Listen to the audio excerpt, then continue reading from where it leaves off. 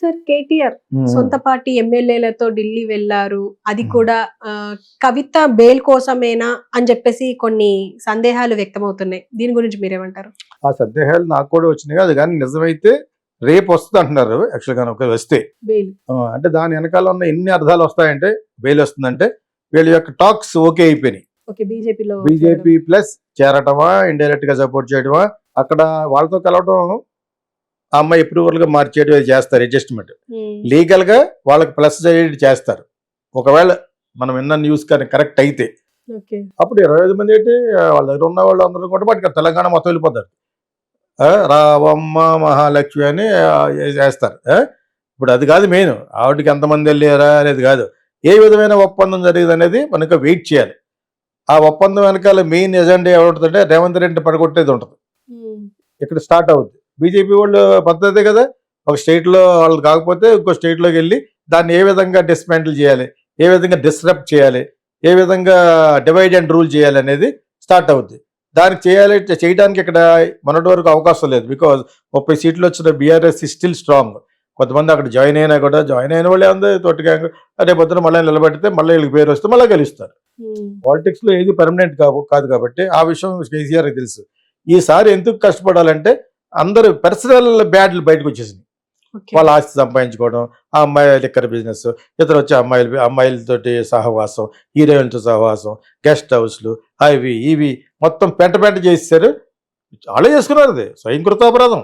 KCR and family చేసుకున్న స్వయంకృతాపరాధం వల్లనే village కన్నా అర్థమైపోయి విలేజ్లోకి వెళ్ళలేదు, అర్బన్లో గెలిచారండి. స్టిల్ అర్బన్లో గోట ఇది. కాకపోతే వాళ్ళు కూడా గెలిచిన వాళ్ళు కూడా జంప్ జిల్లాని గడ్లా వెళ్ళిపోయారు. ఇప్పుడు ఏం చేస్తారంటే, ఇప్పుడు చేసేది ఏంటంటే ఒక షాట్కి 2 బర్డ్స్ లాగా ఆ అమ్మాయి విడుదల అవ్వాలి.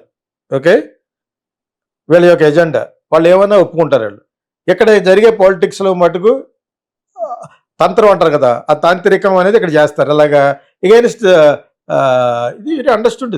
పాలిటిక్స్ ఏమాత్రం కొంచెం తెలుసున్న వాళ్ళు కన్నా అతనికి దెబ్బ కొడతారంటే ఏం చేయాలి? ఎవరికి? రేవంత్ రెడ్డికి. వాళ్ళ పార్టీలో వాళ్ళకే వీళ్ళ ల్యూర్ చేస్తారు. ఉన్నారు 2-3 ఉన్నారు పెద్దవాళ్ళే, నాకు తెలిసి వాళ్ళు ఎదురు చూస్తారు. ఎదురు చూడటం మరి సీఎం అంటేనే నువ్వు సీఎం అయిపోతావంటే వాళ్ళకే పెడతారు. ఇప్పుడు వాళ్ళకి బాగా ఈ దాన్ని ఏమంటుందండి, హైడ్రా డ్రామాలో దొరికిపోవడం. నిజంగా వాళ్ళు అందరే చేస్తేనే, అందరూ చేయలేడు. అందరు బిల్డింగ్లు పగలు కొట్టలేడు. పగలు కొడితే మటుకు బ్యాడ్ టైం వస్తుంది, పగలు కొట్టపోయినా బ్యాడ్ టైం వస్తుంది. ఇది ముట్టుకునే ముందే నువ్వు ఈ పర్యవసానాలు ఆలోచించవలసింది. రేవంత్ రెడ్డి హైడ్రా స్టార్ట్ చేసే ముందే ఈ should have understood the consequences అంటారు కదా, పర్యవసానాలు ఆలోచించలేదు అతను.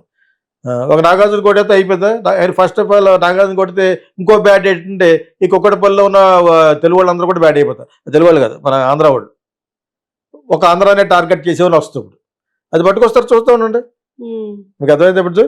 సో అతను యాక్చువల్గా తెలుగుదేశంలో ఉన్నప్పటి నుంచి చెప్తున్నాడు. ఎందుకంటే చంద్రబాబు, బాలకృష్ణ అందరూ కూడా against, NT Ramarao against, Nageswararao, ANR గారు. అది తెలుసుకుని అతను బిహేవ్ చేయాలి. అతని మీద ఓవర్ యాక్ట్ చేశాడు, ఓవర్ వెళ్ళిపోయాడు. డబ్బు ఉంటే ఏమైనా చేయొచ్చు నాగార్జున. సో ఇవన్నీ కలిసి వెరసి మన ఎవరికి రేవంత్ రెడ్డికి ఆపాదించి హైకమాండ్ కన్విన్స్ చేసి కట్ చేస్తారు. అతను నువ్వు పార్టీ ప్రెసిడెంట్గా ఉండు, ఇంకోటి ఎవడో ఉంటాడు, వాడు ఎవడైతే పాచికలు వేసాడో వాడు సీఎం అవుతాడు. ఎవరు నష్టపోయారు?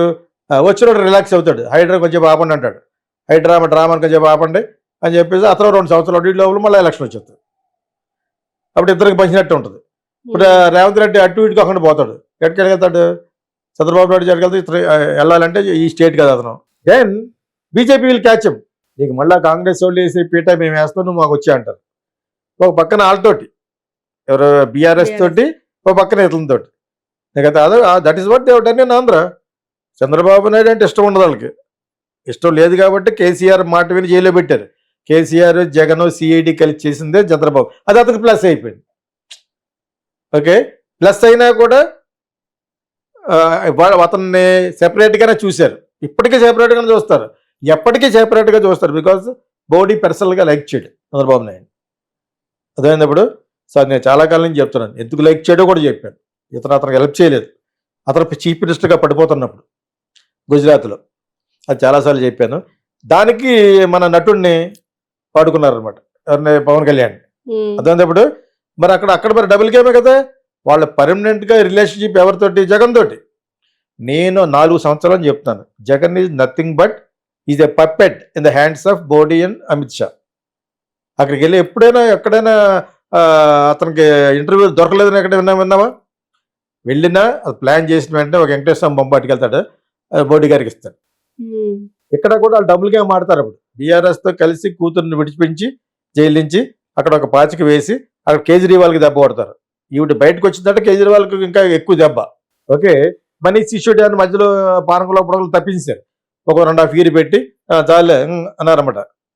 ఇప్పుడు కేజ్రీవాల్ గాని ఉంటే ఢిల్లీ వాళ్ళు కైవసం చేసుకోవాలి, ఆంధ్ర కైవసం చేసుకోవాలి, కర్ణాటక చేసుకోవాలి.